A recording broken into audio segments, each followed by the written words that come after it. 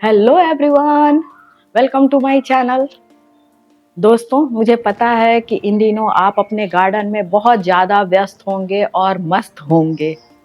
व्यस्त होना भी चाहिए क्योंकि फरवरी मिड आ गया है और गार्डन में बहुत सारे काम करने होते हैं।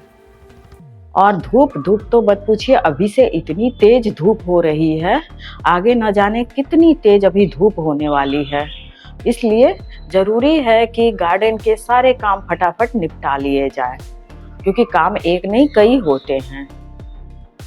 गार्डन में इन दिनों इतने सारे काम होते हैं, मतलब 10 से 12 ऐसे काम हैं जिनको आप फटाफट कर लीजिए।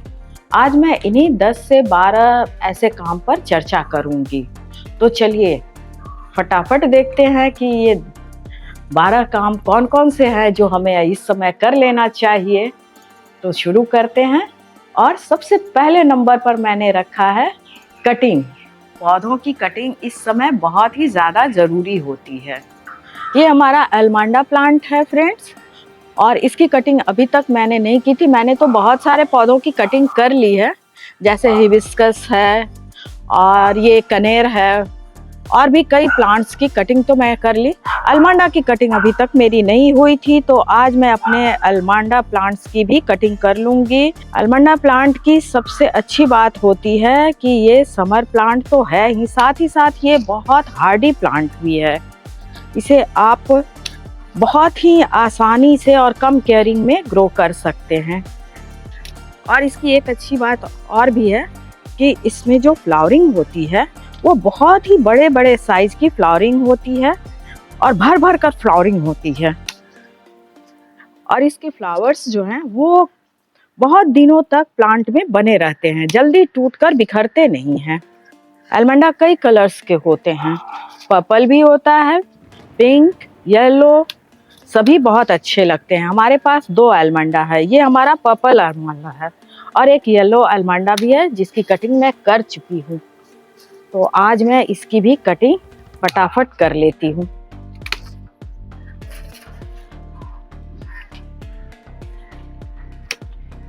ये देखिए, हो गई हमारे एल्मंडा की कटिंग, और इस कटिंग में अभी लगा भी दूंगी।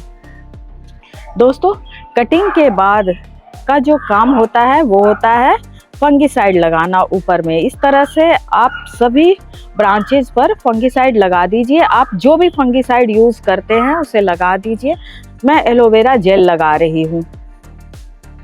इससे क्या होता है ना कि ब्रांचेस में किसी तरह के फंगस नहीं लगते, ऊपर से ब्रांचेस जो है वो सूखते नहीं हैं और इनकी ग्रोथ जो है वो बहुत अच्छे से होती चली जाती है। इसलिए ये भी बहुत इम्पॉर्टेंट प्रोसेस है, इसलिए इसे ज़रूर कीजिए। और देखिए, मैं एक और इंटरेस्टिंग चीज़ आपको दिखाती हूँ फ्रेंड्स। ये देखिए, मैंने लगभग 1-1.5 महीने पहले इसमें मैरीगोल्ड के बीज डाले थे। हमारे घर में जो फ्लावर होता है वो सूख गए थे ना, उसी का छिड़काव मैंने कर दिया था। इसकी वीडियो भी बनाकर मैं आपको दिखाई थी। अब देखिए, ये हो गया है और इसमें छोटी छोटी कलियां भी आ रही हैं। ये देखिए, बिल्कुल टाइनी टाइनी से, और ये बेबी मैरीगोल्ड तैयार होगा। और दूसरा काम जो हमें इस समय गार्डनिंग पर कर लेना चाहिए वो है रिपोर्टिंग, जो कि बहुत इम्पॉर्टेंट होता है।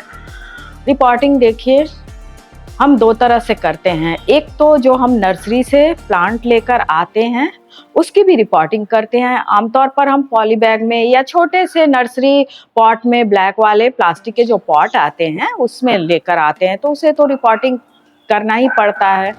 बट उसमें क्या होता है, वो रिपोर्टिंग करना थोड़ा इजी होता है। हम नीचे से थोड़ी मिट्टी हटा देते हैं, एक्स्ट्रा रूट को भी हटा देते हैं और कर लेते हैं उसकी रिपोर्टिंग। दूसरी रिपोर्टिंग जो होती है वो है हमारे घर में जो छोटे गमले में प्लांट लगे हुए थे और वो अब बड़े हो गए हैं, कई साल पुराने हो गए हैं, उसे अब बड़े पॉट की ज़रूरत है। और अब उस छोटे से पॉट में उस प्लांट का दम घुट रहा है दोस्तों, तो उसे बड़े पॉट में रख दीजिए। आप बड़े पॉट में या फिर ग्रो बैग में या किसी भी तरह के प्लास्टिक के कंटेनर्स होते हैं उसमें भी आप रख सकते हैं। तो जल्दी से उसमें आप उस छोटे वाले पॉट से बड़े पॉट में ट्रांसफ़र कर दीजिए। और इस काम में बहुत ही सावधानी करनी होती है दोस्तों। अगर उसके रूट ज़्यादा नहीं हुए हैं तो आप रूट से छेड़छाड़ ना कीजिए, बस मिट्टी के साथ ही उसे बड़े से गमले में लगा दीजिए। जिस साइज़ का गमला आपको लगे कि इसमें लगाना चाहिए, उस साइड के गमले में आप लगा सकते हैं। तीसरे नंबर का जो काम हमें करना है वो है प्लांट से सारी सूखी पत्तियों को हटा देना है। देखिए इस तरह से जो हमारी पत्तियां पीली हो गई हैं, डोरमेंसी में जाने की वजह से प्लांट्स थोड़ा शॉकिंग में चला जाता है और उसकी पत्तियां पीली होने लग जाती है। तो अब इन दिनों पीली पत्तियों को, सूखी पत्तियों को हटा दीजिए, जिससे कि प्लांट को थोड़ा स्पेस मिले और वो थोड़ा अच्छे से सांस ले सके।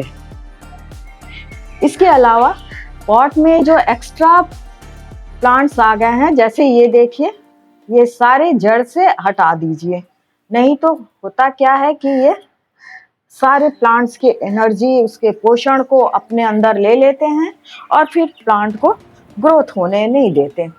तो इस समय बहुत सर्दियों में तो बहुत सारी ग्रीनरी हो गई थी पॉट में, तो पॉट में जो भी एक्स्ट्रा है वो सब मैं हटा दे रही हूँ।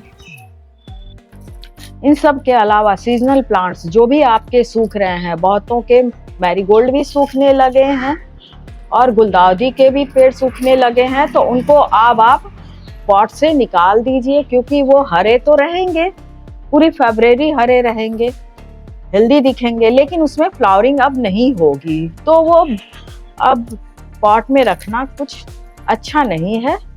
इससे पॉट भी आपका फंसा रहेगा और उसमें फ्लावरिंग नहीं होगी। तो आप सूखे प्लांट्स को भी पॉट से निकाल ही दीजिए, ज़्यादा अच्छा रहेगा।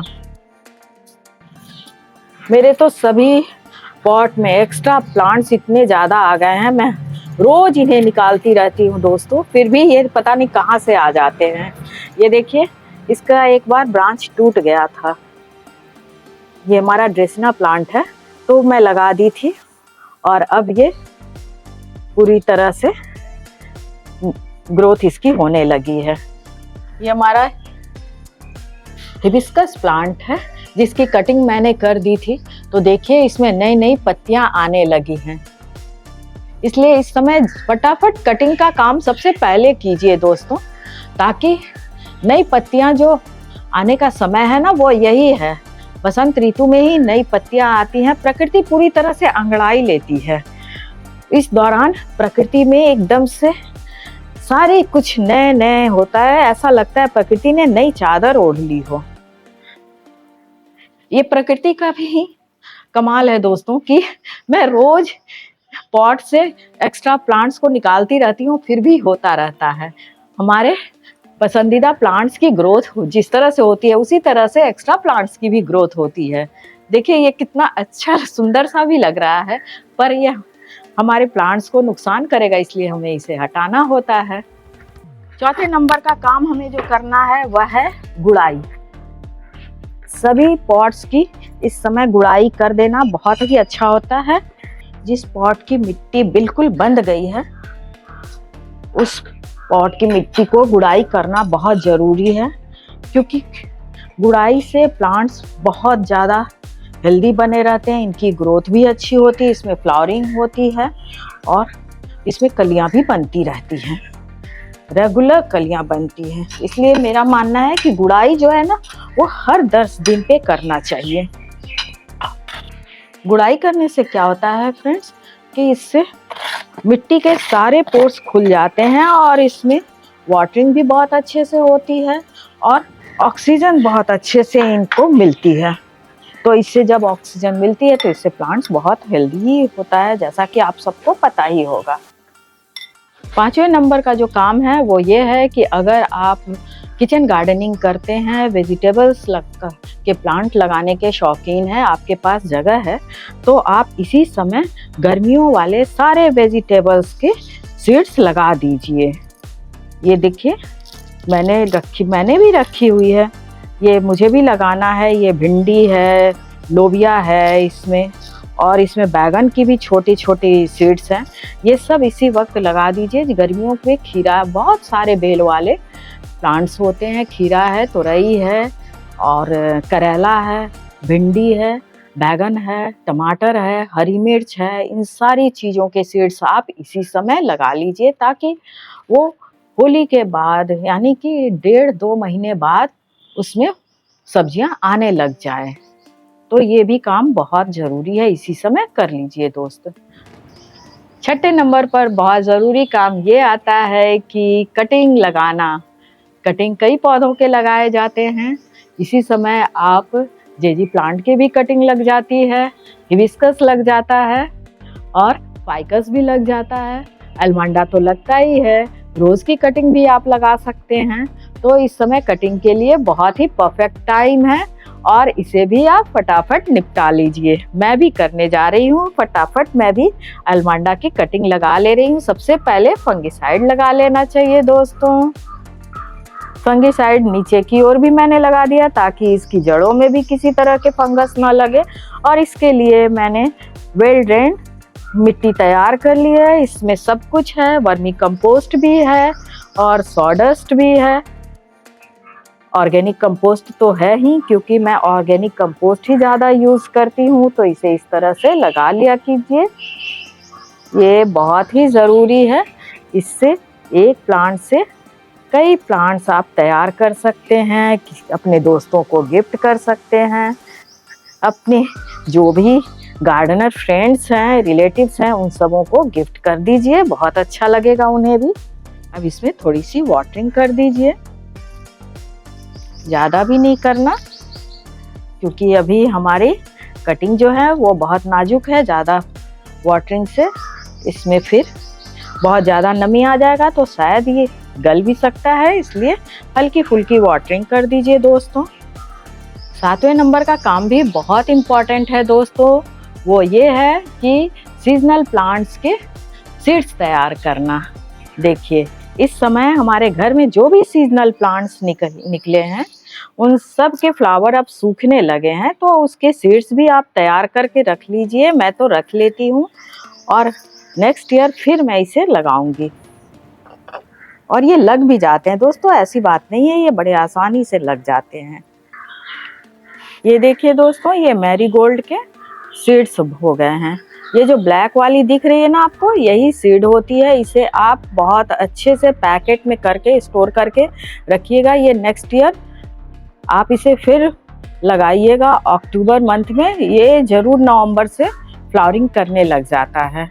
इसके अलावा मैंने पिटूनिया के भी देखिए ये सीड्स यहाँ से निकाल लिए हैं और पिटूनिया के ये सीड्स तैयार हो रहे हैं, मैं इसे भी निकाल लूँगी। और ये देखिए डायथन्स है, डायथन्स के भी सीड्स मैं निकाल लूँगी। जितना पॉसिबल होता है दोस्तों मैं सीड्स तैयार कर लेती हूँ। 8वां काम जो आपको करना है वो ये है कि अगर आपके पास प्लास्टिक के कंटेनर हैं या जो भी वेस्ट मटेरियल है, उन सबको थोड़ा पेंट करके उसको एक नया रूप दे दीजिए, ताकि आपके गार्डन का में एक नया लुक आए। गार्डन में नया लुक आना और हमेशा गार्डन का लुक चेंज होना बहुत एनर्जी देता है, बहुत पॉजिटिव वाइब्स आता है दोस्तों इससे। तो मैं तो जितना तक पॉसिबल होता है मैं अपने प्लांटर्स को पेंट भी कर देती हूँ पत्थरों पर। देखिए इस तरह से स्माइली बना देती हूँ या फिर पांडा भी तैयार कर लेती हूँ। आपको जो अच्छा लगे आप भी कर लीजिए, क्योंकि ये रंग बिरंगे पॉट्स जो है ना वो गार्डन में अलग ही लुक देता है, क्योंकि हम इसे अपने हाथों से तैयार करते हैं, न कि बाजार से लाकर। 9वें नंबर पर जो इम्पोर्टेंट काम आता है वो है प्रूनर और गुड़ाई करने वाली खुरपा। आप इसी समय इन चीज़ों की भी शॉपिंग कर लीजिए।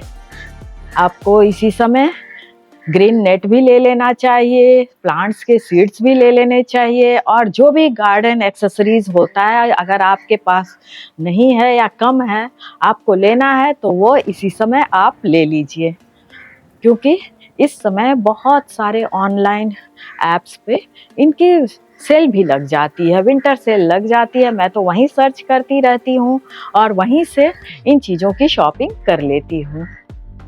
चाहे वो कोई भी हो, मीशो हो, अमेज़ॉन हो, फ्लिपकार्ट हो, वहाँ से आप घर बैठे इन चीज़ों को फटाफट मंगवा लीजिए दोस्तों। अब चलिए बढ़ते हैं 10वें नंबर की ओर। लास्ट एंड 10वें नंबर पर बहुत ही इम्पोर्टेंट काम है। जो भी आप किचन गार्डनिंग के प्लांट्स लगा रखे थे उसके भी सीड्स तैयार कर लीजिए। ये देखिए हमने धनिया लगाया हुआ था, अब इसमें भी धनिया आने लगा है दोस्तों। मैं इसे सीड के लिए छोड़ देती हूँ, ये बिल्कुल पककर तैयार हो जाता है। पहले तो इसमें फ्लावरिंग हुई, फिर धनिया आने लगा। अब मैं इसे भी छोड़ दूंगी ताकि इसे हमारे लिए सीड्स तैयार हो जाए। इसी तरह से ये देखिए मिर्च को भी छोड़ा हुआ है दोस्तों, आपको दिख रहा होगा ये कितना ब्यूटीफुल लग रहा है। ये बिल्कुल रेड हो गया है, अब ये थोड़ा थोड़ा सूखने भी लगा है। जब ये बिल्कुल सूख जाएगा तो ये मैं सीड तैयार कर लूंगी। देखिए बिल्कुल ये सूख गया है, कुछ दिनों के बाद ये सूख जाएगा और ये इसके सीड्स तैयार हो जाएंगे। तो इस तरह से वेजिटेबल्स के भी सीड तैयार कर सकते हैं आप इसी वक्त, और कर डालिए फटाफट। तो दोस्तों ये थे 10 काम जो आपको फरवरी के महीने में फटाफट निपटा ही लेना चाहिए और अपने गार्डन की फिर से एक नई लुक देकर, नई एनर्जी के साथ अपने गार्डन को तैयार कीजिए। और मेरा वीडियो अब यहीं पे पूरा होता है। आपको अगर हमारी वीडियो अच्छी लगती हो तो आप हमारे चैनल को सब्सक्राइब कर लीजिए और बेल आइकन भी दबा दीजिए ताकि अगला जब भी कोई हमारी नई वीडियो आए तो उसका नोटिफिकेशन आपको मिल जाए। वीडियो को लाइक और अपने गार्डनर फ्रेंड्स के साथ शेयर भी कीजिए, क्योंकि अगर आप इस तरह की इंफॉर्मेटिव वीडियोस अपने गार्डनर फ्रेंड्स को शेयर करते हैं तो एक उन्हें बहुत बड़ा मोटिवेशन भी मिलता है। वीडियो को आखिर तक देखने के लिए बहुत बहुत धन्यवाद दोस्तों।